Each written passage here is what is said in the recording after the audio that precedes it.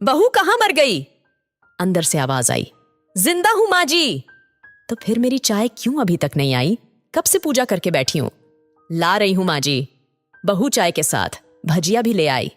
सास ने कहा, तेल का खिलाकर क्या मारोगी? बहू ने कहा, ठीक है माँ जी, ले जाती हूं। सास ने कहा, रहने दे, अब बना दिया है तो खा लेती हूं।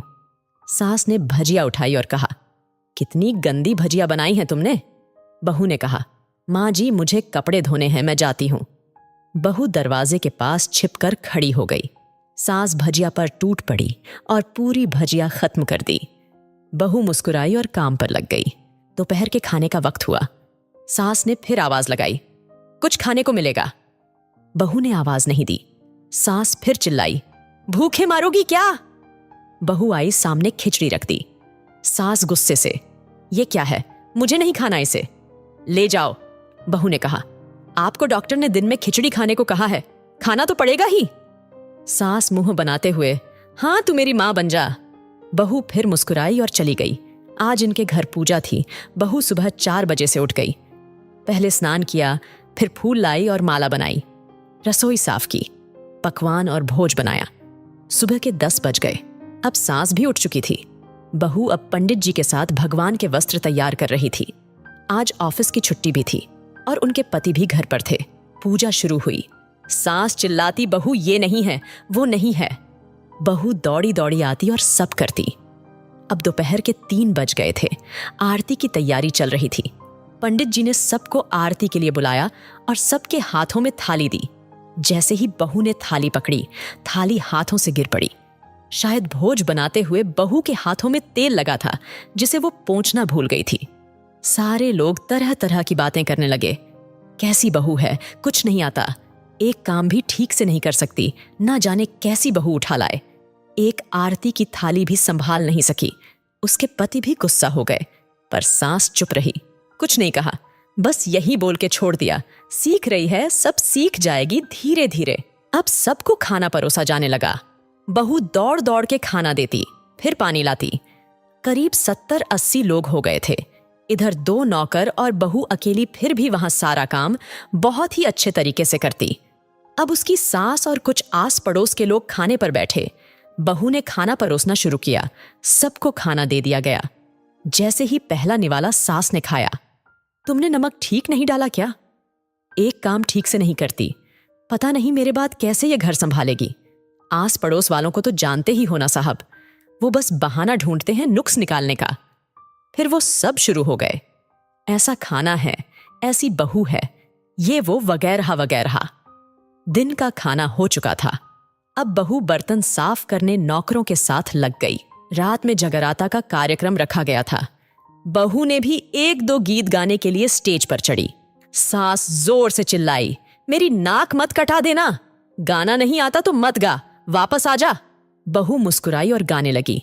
सबने उसके गाने की तारीफ की, पर सास मुंह फूलाते हुए बोली, इससे अच्छा तो मैं गाती थी जवानी में, तुझे तो कुछ भी नहीं आता। बहू मुस्कुराई और चली गई। अब रात का खाना खिलाया जा रहा था। उसके पति के ऑफिस के दोस्त साइड में ही ड्रिंक करने लगे। उसका पति चिल्लाता, थोड़ा बर्फ लाओ, तो सास चिल्लाती, यहाँ दाल नहीं है, फिर चिल्लाता, कोल्ड ड्रिंक नहीं है, पापड़ ले आओ। इधर उधर। आखिरी में उसके पति की शराब उसके दोस्त के ऊपर गिर पड़ी और बोतल टूट गई। पति गुस्से में 2 झापड़ अपनी पत्नी को लगाते हुए कहता है, जाहिल कहीं की, देखकर नहीं कर सकती, तुझे इतना भी काम नहीं आता। सारे लोग देखने लगे। उसकी पत्नी रोते हुए कमरे की तरफ दौड़ी। फिर उसके दोस्तों ने कहा, क्या यार, पूरा मूड खराब कर दिया, यहां नहीं बुलाया होता, हम कहीं और पार्टी कर लेते। कैसी अनपढ़ गवार बीवी ला रखी है तूने, उसे तो मेहमानों की इज्जत और काम करना तक नहीं आता, तुमने तो हमारी बेइज्जती कर दी। अब आस पड़ोस की औरतों को और बहाना मिल गया था। वो कहने लगी, देखो क्या कर दिया तुम्हारी बहू ने, कोई काम की नहीं है। मैं तो कहती हूं अपने बेटे की दूसरी शादी करा दो, छुटकारा पाओ इस गवार से। सास उठी और अपने बेटे के पास जाकर उसे थप्पड़ मारा और कहा, अरे नालायक, तुमने मेरी बहू को मारा, तेरी हिम्मत कैसे हुई, तेरी टांग तोड़ दूंगी। उसके बेटे के दोस्त कुछ कहने ही वाले थे कि उसकी मां ने घूरते हुए कहा, चुप, बिल्कुल चुप, यहां दारू पीने आए हो, जबकि पता है आज पूजा है और तुम्हें पार्टी करनी है। कैसे संस्कार दिए हैं तुम्हारे माता पिता ने। और किसने मेरी बहू को जाहिल बोला? जरा इधर आओ, चप्पल से मारूंगी अगर मेरी बहू को किसी ने एक शब्द भी कहा तो। अरे पापी, तूने उस लड़की को बस इसलिए मारा कि तेरी शराब टूट गई। पापी, वो बच्ची सुबह 4 बजे से उठी है, घर का सारा काम कर रही है, ना सुबह से नाश्ता किया ना दिन का खाना खाया, फिर भी हंसते हुए सबकी बातें सुनते हुए, ताने सुनते हुए घर के काम में लगी रही। तेरे यार दोस्तों को वो अच्छी नहीं लगी। जूते से मारूंगी तेरे दोस्तों को जो कभी उन्होंने ऐसा कहा। उसके यार दोस्त चुपके से खिसक लिए। अब सास बहू के कमरे में गई और बहू का हाथ पकड़कर बाहर लाई। सबके सामने कहने लगी, किसने कहा था अपनी बहू को घर से निकाल के दूसरी बहू ले आना? जरा सामने आओ। कोई सामने नहीं आया। फिर सास ने कहा, तुम जानते भी क्या हो इस लड़की के बारे में? ये मेरी माँ भी है, बेटी भी। माँ इसलिए मुझे गलत काम करने पर डांटती है और बेटी इसलिए कभी कभी मेरी दिल की भावनाएं समझ जाती हैं। मेरी दिन रात सेवा करती है, मेरे 1000 ताने सुनती है, पर एक शब्द भी गलत नहीं कहती, ना सामने ना पीठ पीछे। और तुम कहते हो दूसरी बहू ले आऊं। याद है ना छुटकी की दादी, अपनी बहू की करतूत?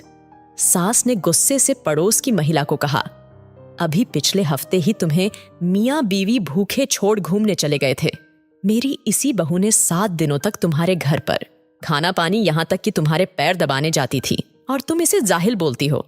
जाहिल तो तुम सब हो जो कोयले और हीरे में फर्क नहीं जानते।